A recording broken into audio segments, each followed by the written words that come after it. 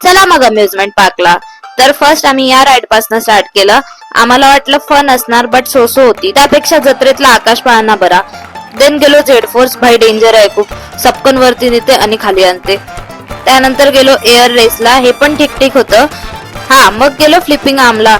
भाई बस तोंडावर पडायची राहिली होती मी. काय होतं बापरे हे. मग भूक लागली तर चिप्स खाल्ले आणि नंतर गेलो टॉप स्पिन. ही राईड अशी आहे जी 30 सेकंदात संपते. वर नेते, 2 वेळा गोल फिरवते आणि खाली आणते, बट डेंजर आहे बाई. आणि हा काय प्रकार आहे, झोपून सुद्धा राईड्स आहे तिथे. मग गेलो या राईड मध्ये. माहिती होतं एवढं काही फन नसणार, बट गेलो असत. सोसो होती खूप. गरमी होत असणार तर हवा खायला जाऊ शकता तुम्ही. मग गेलो गोल गोल गोल. राईडचं नाव आठवत नाहीये मला. यात बस चक्कर आली, अजून काही नाही झालं. आणि गाईज हे बघा, राईड आहे की काय आहे. लाईक लास्ट टाइम आलेलो तेव्हा शॉक होतो आम्ही, बट यावेळेस माहिती होतं काय होणार आहे, तर एवढं काही वाटलं नाही. नंतर गेलो डेल्टा हॉपला. भाई ही राईड अमेझिंग आहे.